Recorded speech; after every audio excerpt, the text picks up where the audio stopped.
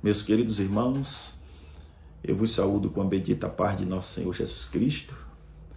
Aqui estamos para dar continuidade às nossas aulas de Escola Bíblica Dominical. Estamos aqui na nossa penúltima aula, que é a lição de número 12, penúltima aula do nosso terceiro trimestre de 2022. E a lição o tema que vamos abordar aqui, a lição número 12, tem por título Unidade, um tesouro excelente. Unidade aqui no sentido, ou se referindo a um corpo. Corpo esse que se trata do corpo de Cristo, que é a igreja. A igreja é considerada aqui um corpo. Paulo, ele se refere ou se dirige à igreja como um corpo, composto por vários membros, cada membro com uma função diferente. Esses membros trabalham cada um numa função, mas no mesmo objetivo, trabalhando para o bem-estar deste corpo. Isso é muito interessante. A igreja é considerada um corpo, porque a igreja é um organismo vivo na terra. Ela é algo que se desenvolve, que cresce. Isso é muito interessante, meus queridos irmãos, entender. Então, se você leu a lição ou vai ler ainda, quando você lê o seu conteúdo, vai entender que era nisso, ou que é nisso, que é nesse sentido que o nosso comentarista se embasou, podemos dizer assim, que ele se embasou. Então, é nesse tema que vamos estudar no próximo domingo. Unidade, união, unidos, no sentido de um corpo composto por vários membros, cada membro com uma função, mas todos no mesmo objetivo. Então, guarde isso. Então, a lição que vamos estudar, não esqueça, ela vai tratar de unidade, se referindo ao corpo de Cristo, que é a igreja. Mas vamos falar sobre isso, né? Agora, quer dizer, eclésia, no grego, eclésia, se referindo à igreja, né? Então, se referindo à igreja, quer dizer, tirados para fora. E nós vamos aprender sobre isso. Então, Paulo aqui no capítulo 12 da carta aos Romanos, ele vai tratar, ele vai nos dar o entender, podemos dizer, primeiramente ele vai falar aqui para os irmãos de Roma, dando a entender que somos um corpo composto por vários membros, cada membro com uma função, repito, né, trabalhando no mesmo objetivo, unidos. E aqui nós podemos entender no versículo de número 4 do capítulo 12 da carta de Paulo aos Romanos. Ele diz assim: assim como cada um de nós temos um corpo com muitos membros, e esses membros não exercem todos as mesmas funções. Aí ele diz no versículo 5, assim também em Cristo, nós que somos muito, formamos um corpo e cada membro está ligado a todos os outros. Veja que Paulo, ele trata aqui da igreja, que envolve muita gente, podemos dizer assim, só que ele diz assim, esse envolver de muita gente, que ele trata aqui da igreja universal, a igreja de Cristo, a igreja na sua totalidade, né? A igreja de todos os tempos, de todas as épocas, né? A igreja de todos os lugares do mundo. É importante entender isso também, que ele não está tratando aqui apenas em uma comunidade só, em uma igreja local, mas também trata desta igreja local. Mas a igreja, no seu sentido amplo, no seu sentido globalizado, ela é um corpo, entenda isso.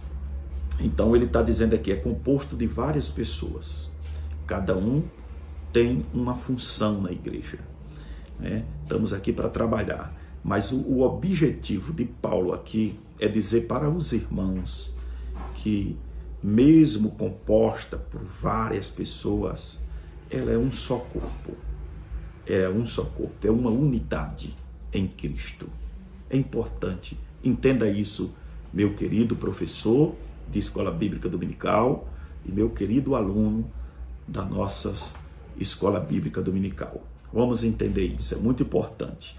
Então ele se refere ao nosso corpo humano. Se você fôssemos parar para entender um pouco acerca do corpo humano, o corpo humano ele tem vários órgãos e cada órgão tem uma função diferente, né?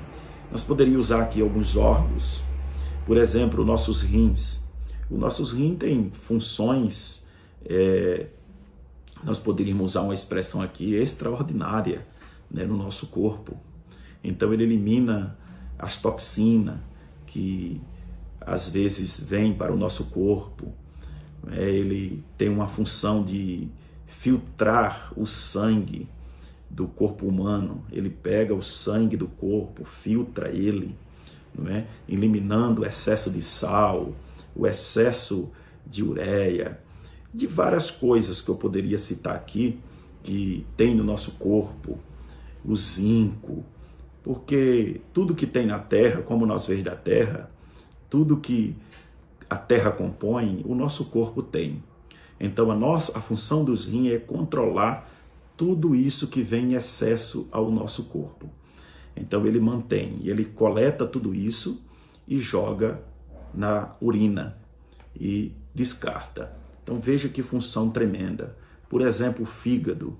O fígado do nosso corpo, alguém diz que é um órgão, segundo a medicina, é o órgão que tem mais de 500 funções.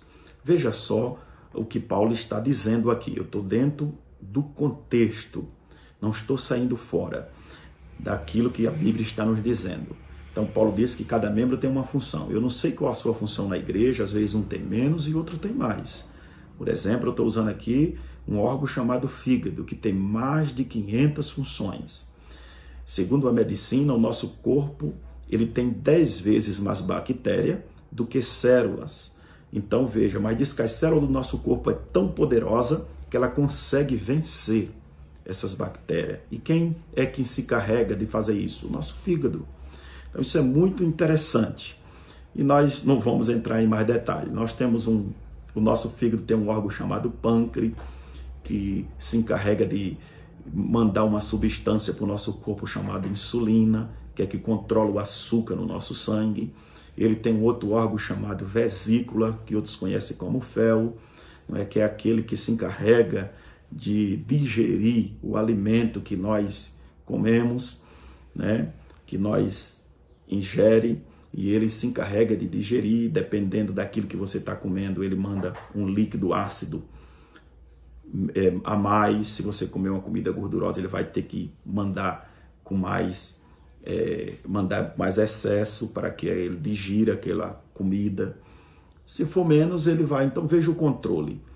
Observando tudo isso, nessa pequena reflexão, né, só para nós entender um pouco, observe que o quanto Deus é poderoso, não é? E como Ele fez tudo perfeito, para que tudo trabalhasse, como eu falei para os irmãos, cada um com uma função diferente, mas todos trabalhando para o bem-estar do corpo. Eu citei aqui os rins, eu citei o fígado, eu citei o pâncreas e eu citei a vesícula.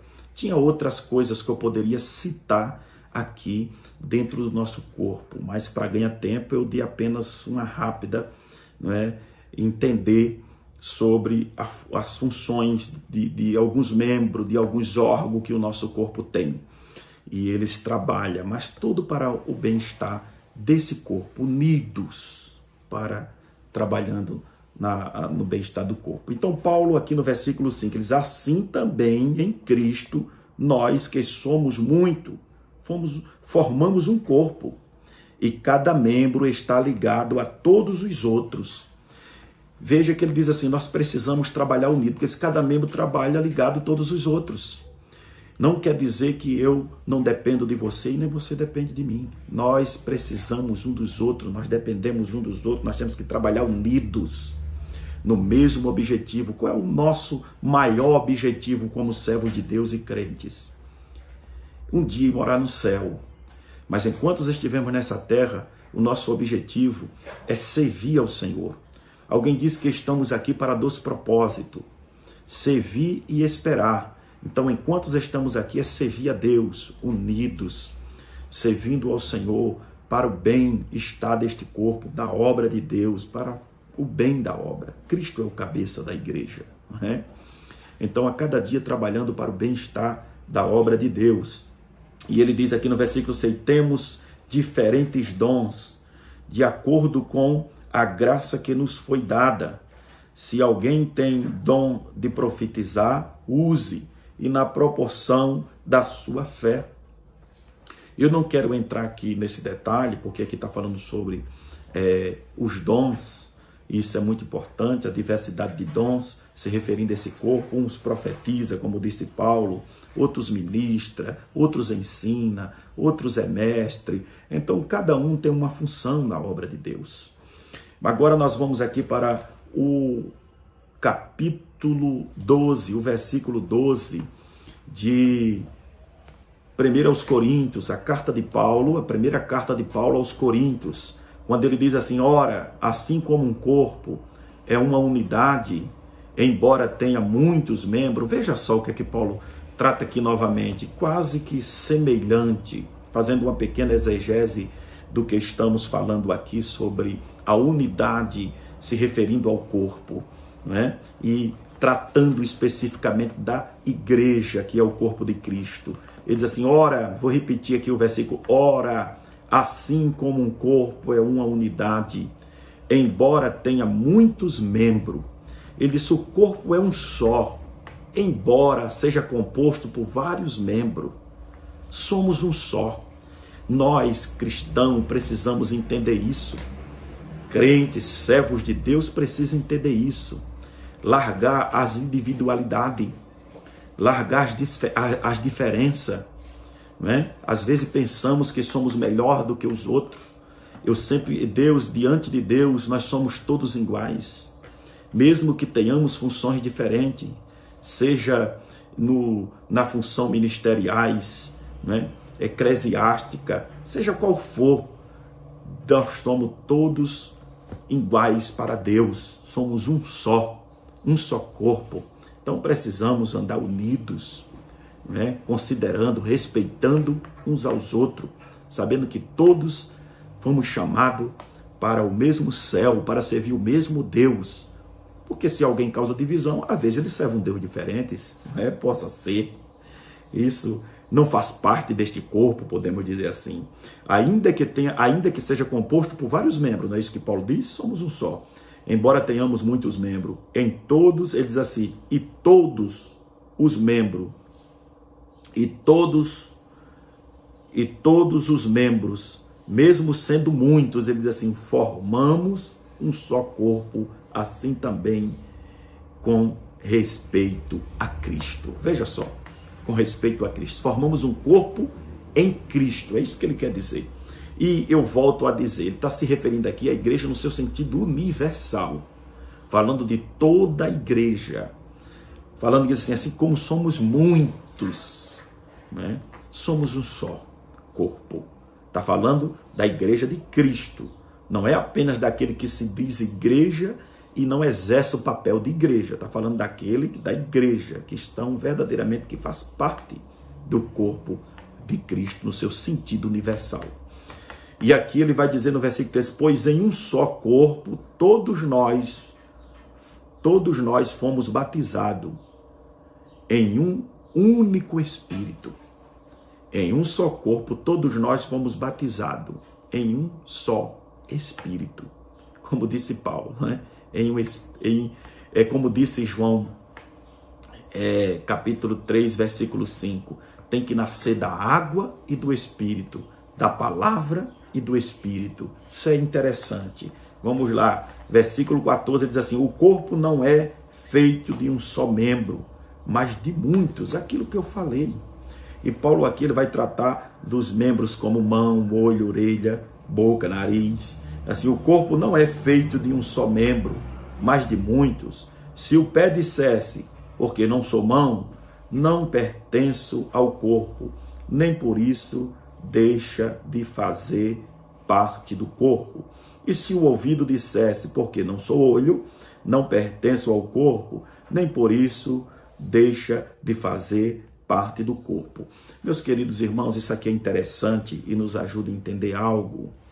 Então veja, eu vou voltar um pouquinho atrás para dizer para os irmãos, nós somos um corpo, composto por vários membros, cada um com uma função diferente. E precisamos, uma coisa que eu quero falar aqui e dizer para os irmãos, precisamos entender, né, qual é a nossa função nesse corpo. Para que Deus me chamou? Né? Qual o objetivo de Deus comigo neste corpo? Qual membro desse corpo é que eu sou? Porque Paulo está dizendo aqui, mas eu não sou, o que é que ele vai dizer aqui no versículo de número 15? Se o pé disser, porque não sou mão, não pertenço ao corpo, nem por isso deixa de fazer parte do corpo. Imagine, né, alguém vai dizer assim, mas eu não tenho tal função. Eu vou usar aqui uma expressão que diz, eu não sou pastor, então não é para mim. Nada disso. Você disse assim, nem por isso você não faz parte do corpo, porque você não é pastor, porque você não é evangelista, porque você não é um presbítero. Nem por isso você não deixa de fazer parte desta membrazia. Você faz parte do corpo. Agora, você tem que entender qual a sua função na obra de Deus. Isso é muito interessante. Né? Agora, Paulo vai dizer assim, imagine que se todo o corpo fosse orelha. Nós vamos ler isso aqui. Se todo o corpo fosse orelha, né? No versículo 17 ele diz, se todo o corpo fosse orelha, onde estaria a audição? Onde estaria a audição? Se todo o corpo fosse orelha. Agora veja só. Ele diz assim, se todo o corpo fosse ouvido, onde estaria o olfato? Isso é interessante, meus irmãos. É por isso que é preciso, o que é que Paulo está dizendo aqui? Nós precisamos entender qual é a minha função. Eu não posso exercer a mesma função do outro. Eu tenho que entender qual é a minha função, para que Deus me chamou, e exercer com alegria, não é? Com fidelidade ao meu Deus. Isso é muito interessante. Porque Paulo trata disso aqui em Coríntios? A igreja de Coríntios tinha uma dificuldade tremenda, podemos dizer. Dificuldade essa, partidarismo dentro da igreja. A igreja havia certos grupos, divisões. Um dizia, eu sou de Paulo, o outro dizia, eu sou de Apolo. O outro dizia, não, eu sou de Pedro. E o outro dizia, eu sou de Jesus. Olha só, havia 4 grupos de pessoas, partidarista, dizendo 4 pessoas. O pior grupo que eu vou dizer para você aqui era esse grupo que dizia que era de Jesus. Meus queridos irmãos, teve um grupo de pessoas dentro da igreja, não, eu só sirvo a Jesus, não, eu não obedeço ninguém, porque esse grupo aqui dizia, eu não obedeço ninguém, eu só obedeço Jesus. Não respeita pastor, não respeita quem o pastor põe para liderar, não respeita ninguém, não considera ninguém, não é?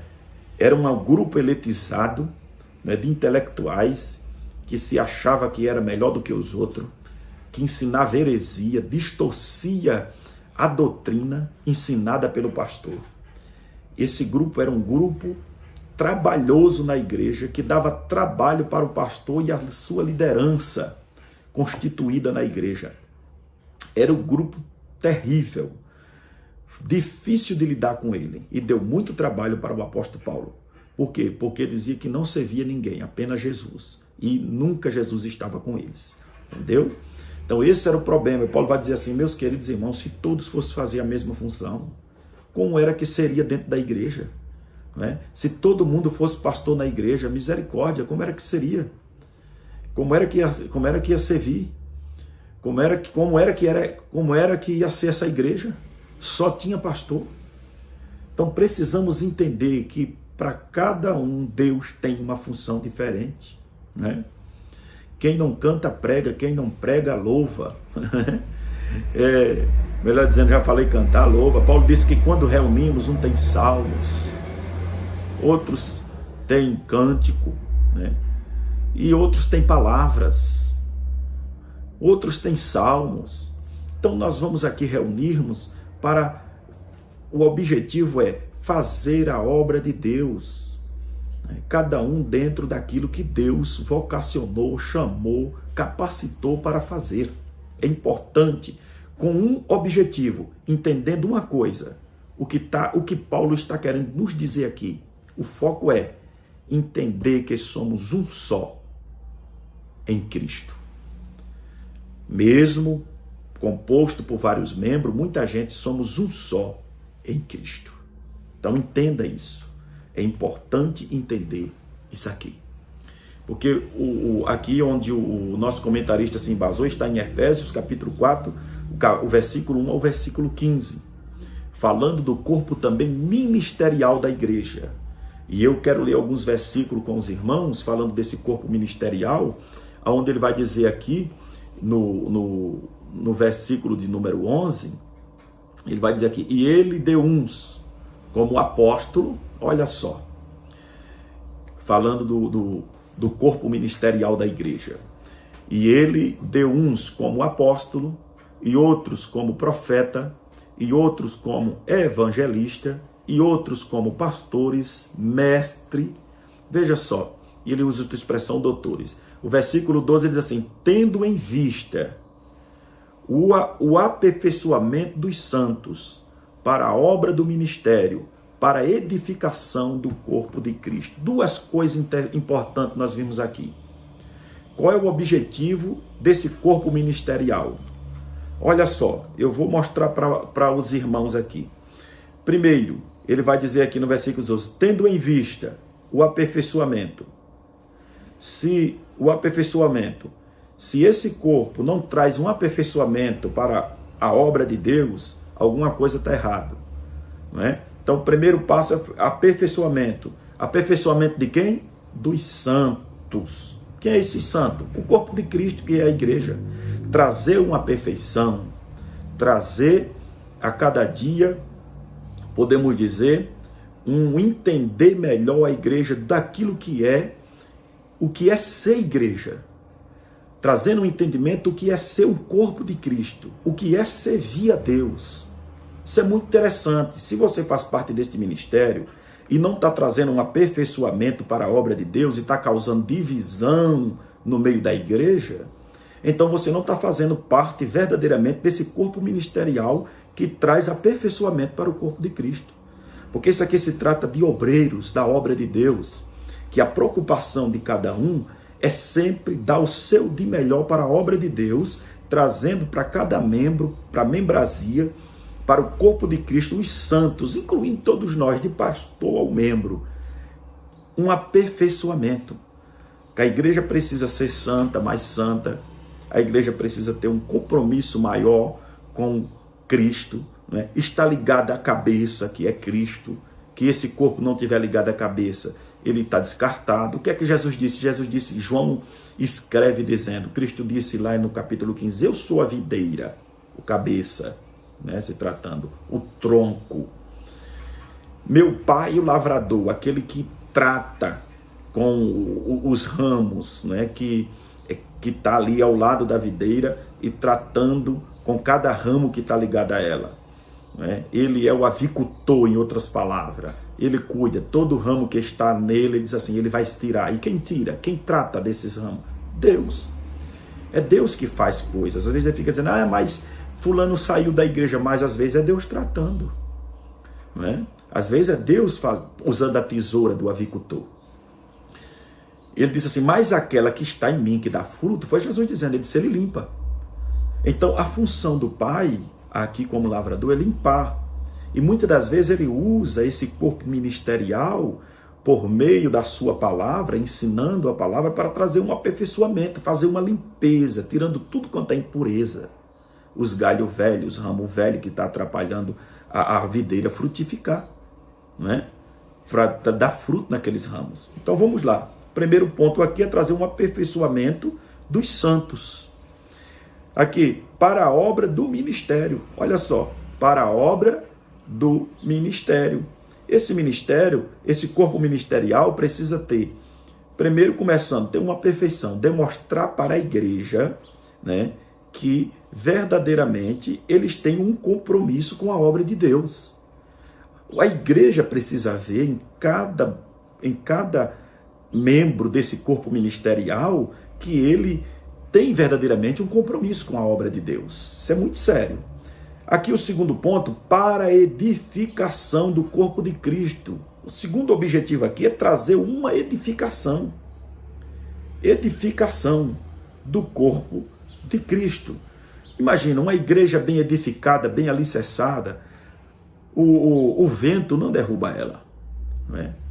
O vento que vai vir, as tempestades que vai vir ao encontro, as intempéries da vida, não vai derrubar. Porque é uma igreja alicerçada em quê? Na palavra.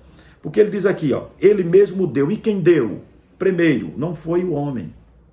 Né? Quem deu? Ele mesmo. Quem é ele aqui? O Senhor. Ele foi quem deu. Eu sempre costumo dizer que Deus não dá igreja para pastor. Ele dá pastor para a igreja.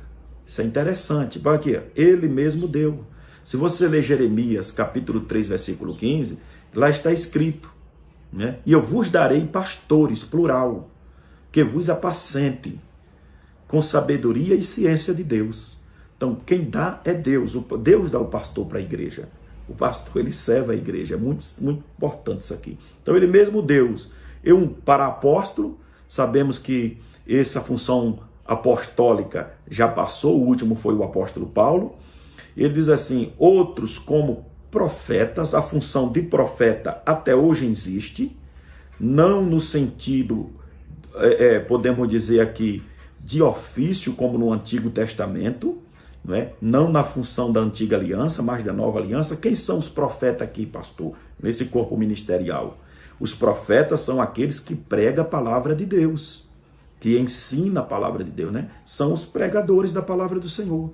Então, meus queridos irmãos que pregam a palavra de Deus, não prega a palavra de Deus como animador de plateia, pregue como um profeta de Deus, que veio para falar o que Deus manda. Porque qual era a função do profeta? Falar o que Deus manda. Né? O profeta era mediador entre Deus e o povo. Deus usava a boca do profeta para falar com o povo.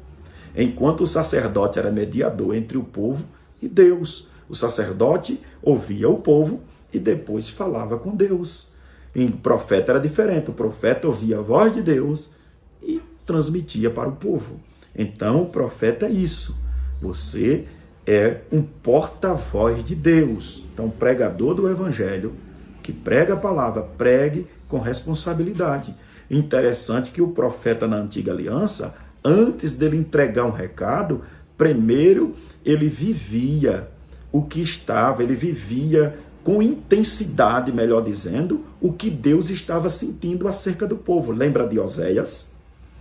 Olha, lê Oséias. Diz assim, tu vai lá no prostíbulo, pega uma mulher com o prostíbulo, tu fica com ela, não é, durante a noite, mas durante o dia tu libera ela para ir para lá. Os irmãos lê depois e vai entender.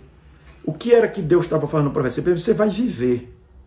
O que viver, o que eu estou vendo, o que eu estou sentindo, depois você profetiza. Então olha lá, depois, veja bem, quando você diz que é um profeta de Deus, você está vivendo verdadeiramente o que Deus quer que você vive? Então, dizer que é profeta não é só dizer. Dizer que é profeta é viver com intensidade o que Deus quer que você viva. É sentir verdadeiramente o que Deus está sentindo. E ele diz assim, outros como evangelista, né? Aquele que anuncia as boas novas de paz, que resgata almas para o reino de Deus. Outros como pastores, o responsável pelo rebanho, né? Que aqui na Nova Aliança podemos dizer que aquele que tem a função de um sacerdote, né? Que intercede pelo povo. Que intercede pelo povo. Outro como mestres. Mestres são aqueles que estão a função de ensinar as pessoas dentro do seu contexto, podemos dizer, acadêmico. Esse é o mestre. Tendo em vista o que eu falei para os irmãos, o aperfeiçoamento dos santos para a obra do ministério. Quer dizer, o aperfeiçoamento do santo para a obra do ministério, você está fazendo discípulo. Amanhã, aqueles que são ensinados, treinados, discipulados, amanhã vão ser os futuros diácono, evangelista, presbítero, pastores, doutores, os futuros mestres, para edificação do corpo de Cristo. Olha que coisa interessante. Até que todos cheguem, ele diz aqui, à unidade da fé, do pleno conhecimento do Filho de Deus, ao estado de homem perfeito, à medida da estatura da plenitude de Cristo. Até que todos entendam, né? Até que todos entendam, né? E chegue à unidade da fé, de glória em glória, de fé em fé. Precisamos a cada dia entender isso aqui, meus queridos irmãos. Entendeu? Então, esse que o nosso comentarista usou. Então, esse é o sentido da unidade aqui. Trabalhamos unido, cada um com uma função, mas o objetivo é o quê? Entendemos que somos um só, sem divisão, não é? Sem divergência, sem discórdia. Assim chegamos a um bom senso. Se caso tiver alguma coisa, eu sempre costumo dizer, chamamos, meus que precisa melhorar aqui, precisa melhorar ali. Mas quando há divisão no meio da igreja, a Bíblia diz que o reino é dividido, ele não subsiste. Então, vamos a cada dia entender que somos um só corpo em Cristo Jesus, esta igreja. Então, a igreja, a origem da igreja, que o nosso comentarista, ele se embasou nisso aqui, a origem da igreja. Israel é descrito como uma igreja. Israel é descrito como uma igreja no sentido de ser uma nação chamada dentre as outras nações para ser um povo formado de servo, ou chamado de servo de Deus. Olha que coisa interessante, porque a Israel aqui, ou igreja no seu sentido profético, igreja no seu sentido profético, Israel já era considerado uma igreja aqui, por exemplo. Israel é descrito como uma igreja no seu sentido de ser uma nação chamada dentre as outras nações para ser um povo formado de salvos de Deus. Consertando aqui que eu disse que era servos, né? De salvos, mas também de servos de Deus. De salvos de Deus. Israel foi um povo escolhido ou tirado dentre outro povo. Por isso que eu disse para os irmãos, eclésia aqui é considerado também tirado para fora. Tirado de onde é esse para fora? Tirado para fora do mundo. Tirado do meio das ilusões, das coisas ruins, das impurezas, para ser um povo santo, separado. Isso é muito interessante. Então Israel aqui já era considerado igreja. Com esse sentido, o termo aparece no original em Atos 7 e 38. Atos 7 e 38. O nosso comentarista usou esse versículo e está aí na lição. Você pode usar depois ou pode ler. Quando o Antigo Testamento foi traduzido do hebraico para o grego, a palavra congregação de Israel foi traduzida por eclésia ou igreja. Olha só como isso é interessante. Porque Israel era chamado congregação de Israel. O povo de Deus era chamado congregação de Israel. Mas quando a Bíblia foi traduzida, ou o Antigo Testamento foi traduzido do hebraico para o grego, e os irmãos conhecem da história, que essa Bíblia foi chamada de Septuaginta porque quer dizer versão dos 70, e os irmãos, dando uma rápida entender aqui, um homem da dinastia dos faraós, quando chegou ali na biblioteca de Alexandria, que olhou e não viu um livro escrito na língua grega naqueles dias, e ele queria que a Bíblia fosse traduzida para o grego também, que era a língua que estava predominando na época. Então ele fez um acordo com a liderança de Israel, pedindo que mandasse homens até Alexandria, para que traduzisse a Bíblia, o Antigo Testamento, do hebraico para o grego, né? E assim, ele, em troca, ele soltaria alguns presos que pertencia a Israel. Agora, interessante, que esses homens não poderiam ir para traduzir essa língua, ou traduzir a Bíblia, o Antigo Testamento do hebraico para o grego, de forma obrigatória, ou melhor dizendo, obrigado. Eles não tinham que ir obrigado, eles tinham que ir de forma voluntária. Por quê? Porque não poderia haver erros na tradução da Bíblia. Então eles tinham que ir voluntariamente. Alguém tinha que chegar para eles: ó, você tem desejo de ir, você aceita de bom grado ir até Alexandria, alguém de que era escriba, traduzir a Bíblia do hebraico para o grego? E ele dizia: eu vou de livre, espontânea vontade. Ele tinha que ir por amor. Olha como é interessante isso. Então conseguiram 72 homens. Dentro de 70 dias, eles traduziram todo o Antigo Testamento do hebraico para o grego. E a Bíblia aqui, só para nós entender, e a Bíblia no hebraico era chamada de Congregação de Israel. Quando mudou para o grego, foi traduzido agora para o grego, foi considerado eclésia, que agora na nossa língua é considerado igreja, entendeu? Então Israel foi chamado de igreja. Israel, pois, era a congregação ou a igreja de Jeová no Antigo Testamento. Então, no seu sentido profético, Israel também era considerado uma igreja no Antigo Testamento. E o nosso comentarista fala sobre isso na nossa lição aqui, na lição de número 12.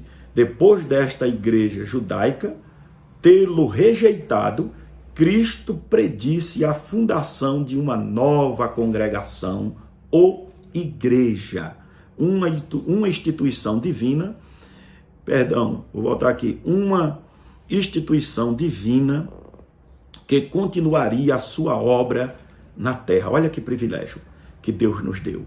Quer dizer, após a igreja judaica tê-lo rejeitado, porque rejeitou, que ele disse: eu vim para os que era meu e os que era meu me rejeitaram, né? Porém todos aqueles que todos aqueles que invocaram o nome de Deus serão salvos. E eu vou ler isso é muito importante. Olha só, nós podemos ler isso aqui, está em João, capítulo, no Evangelho de Jesus Cristo, segundo escreveu João, o capítulo 1, se não me foge da memória, o versículo, é o versículo de número 11 e o versículo 12, eu vou ler com você, diz assim, ó: veio para os que era seu, João escreveu dizendo, veio para os que era seu, e os seus não receberam. Então, por isso, eu li aqui, tendo-lo o rejeitado. Então, foi uma rejeição do povo de Israel. Veio para os que era seu, vou repetir, e os seus não receberam. Agora, olha só o versículo 12, o privilégio que nos deu agora. Mas a todos quanto receberam, deu-lhe o poder de serem feitos filhos de Deus, aos que crerem no seu nome. Que coisa gloriosa, não é, irmãos? Deu-lhe o poder de seres feitos filhos de Deus. Somos considerados filhos de Deus. Então, agora tendo rejeitado, Cristo predisse a fundação de uma nova congregação ou igreja, uma instituição divina que continuaria a sua obra na terra. Isso está em Mateus 16 e 18. Quando Jesus se dirige a Pedro, porque Jesus chama os discípulos ali, a partir do versículo 16, dizendo o que eles dizem que eu sou, ou o que a turma diz aí que eu sou. Uns dizem que o senhor é Elias, outros Jeremias, outros que o senhor é João Batista, ou um dos profetas. Pedro toma a palavra e diz assim, tu és o Cristo vindo de Deus. E Jesus disse para ele, olha, não foi tu mesmo que revelou que teve tal revelação tão tremenda acerca podemos dizer, da filiação de Jesus. E ele diz assim, mas meu Pai que está no céu foi quem te fez esta revelação, né, acerca do Filho de Deus. Diz assim, não foi a carne ou o sangue não que te revelou, não foi coisa humana que te revelou, não foi a tua sabedoria humana, não foi por mérito teu, não, isso foi meu Pai que fez isso. Então ele diz assim, tu sos pedra, ou Pedro, Cefas no grego, que quer dizer pedregulho. Então veja, isso é muito interessante entender, né? Algumas, ou instituição, o catolicismo romano está embasada, a igreja embasada em Pedro, ou edificada em Pedro, nós estamos edificados em Jesus, muito interessante. Aí ele disse assim para Pedro, tu sois Pedro, e ele diz assim, mas sobre esta pedra Aí Jesus se refere agora a ele e diz para Pedro assim: a qual tu revelaste, o meu Pai revelou para você. Olha só, eu quero deixar claro aqui, porque ele usa o pronome ali, ele diz assim: a qual o meu Pai revelou, né? Esta pedra, a qual o meu Pai te revelou. É isso que Jesus está dizendo para Pedro. Ele diz assim: eu edificarei a minha igreja, e as portas do inferno não prevalecerão contra ela. Então olha como isso é interessante. Então a igreja, Cristo predisse isso, né? Predisse a edificação de uma nova congregação, de uma nova igreja, após Israel rejeitá-lo. E a igreja de Cristo, diz assim, é a igreja de Cristo que começou a existir concretamente a partir do dia de Pentecoste, conforme Atos 2. Né? Começou a existir a partir do dia de Pentecoste, conforme Atos 2. A igreja é considerada historicamente. Então, a partir do dia de Pentecoste, essa igreja foi, como se diz, consagrada, inaugurada naquele momento. Então aqui ele vai dizer assim: ninguém melhor que o apóstolo Paulo, por Deus, escolhido e capacitado para doutrinar a respeito da igreja, no tempo e no espaço. Por que ele diz isso? Ninguém melhor do que o apóstolo Paulo. Porque o apóstolo Paulo recebe uma revelação divina, profeticamente falando, acerca da igreja no seu sentido da antiga aliança e da igreja na nova aliança, né? Da igreja antiga e da igreja nova, saindo de uma antiga era para uma nova era. Então assim, ninguém melhor do que o apóstolo Paulo. Ele usa Efésios capítulo 3, versículo 8 ao 10.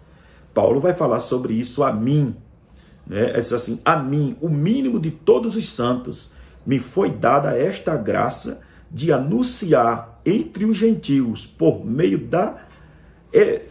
do evangelho, as riquezas incompreensíveis de Cristo.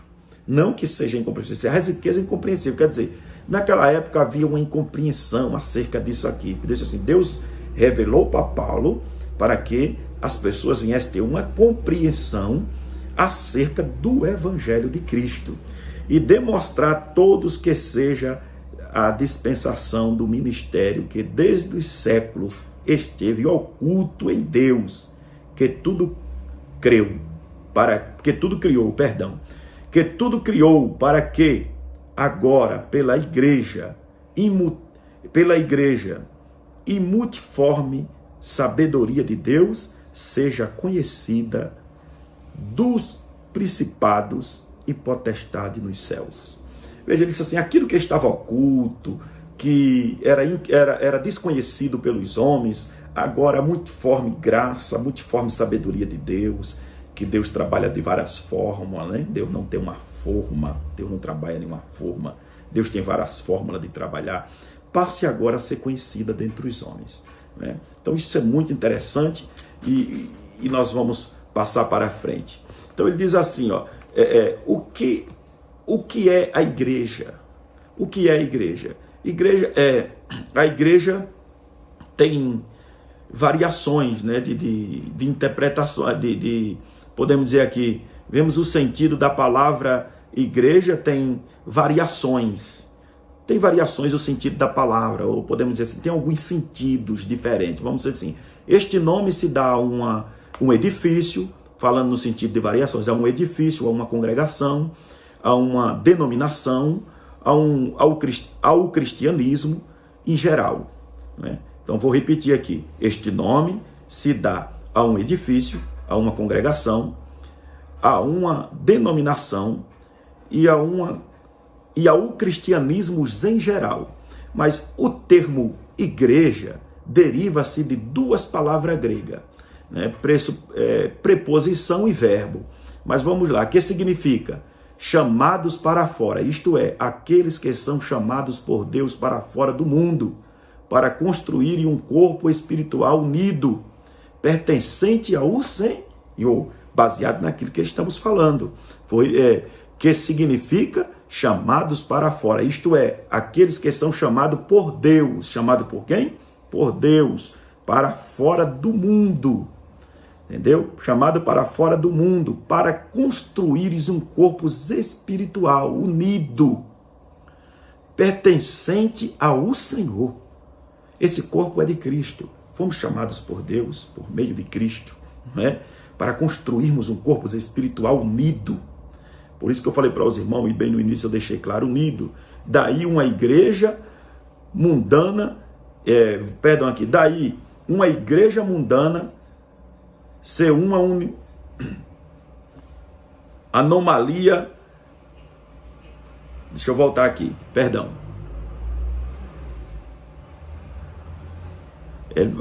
Aqui está escrito assim, ó, daí uma igreja mundana ser uma anomalia diante de Deus, pois ela do mundo já foi chamada para pertencer a Deus. Bom, o povo de Deus que foi chamado por Deus para construir um corpo espiritual, não é? Unidos, não pode estar em conformidade com o mundo. Isso é muito interessante. Não pode estar em compatibilidade com o mundo. O mundo anda, é como podemos dizer assim, a igreja anda na contramão do mundo.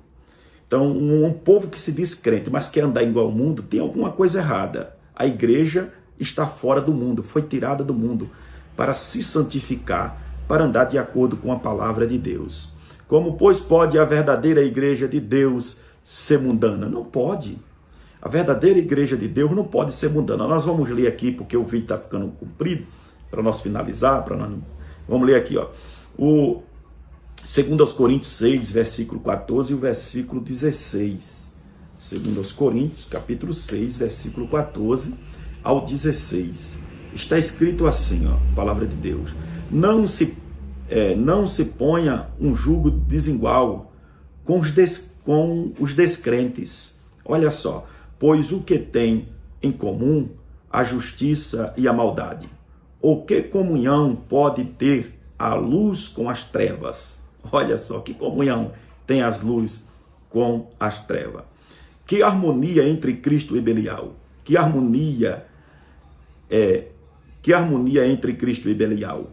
Que há de comunhão entre o crente e o descrente?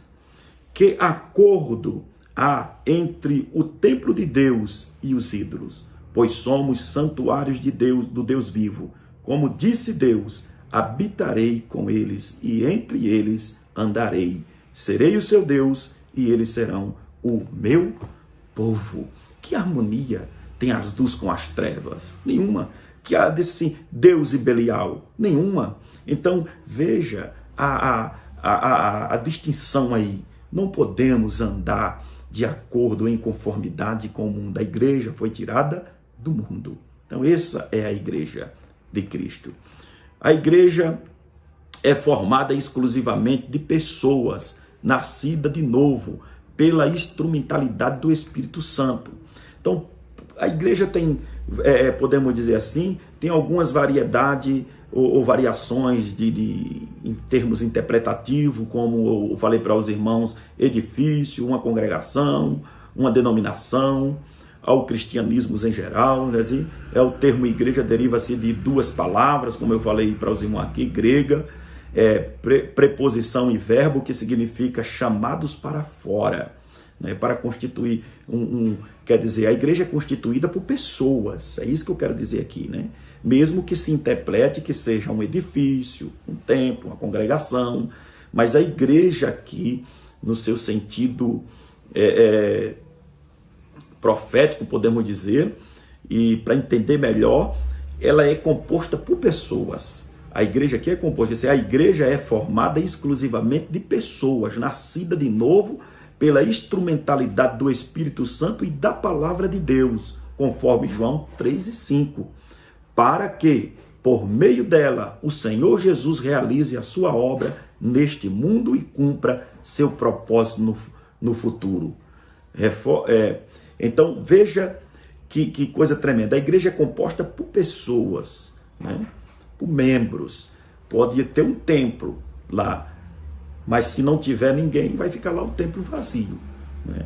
A Bíblia diz que Deus não habita em templo feito por mão de homens. Não está escrito? Deus habita na igreja, habita em nós. Aquilo que eu falei aqui, ó, em 1 Coríntios, capítulo de número 6, o versículo de número 16, assim, quem que acordo há entre o templo de Deus e os ídolos, se referindo ao corpo de Cristo, que é as pessoas. Pois somos santuários de Deus, do Deus vivo.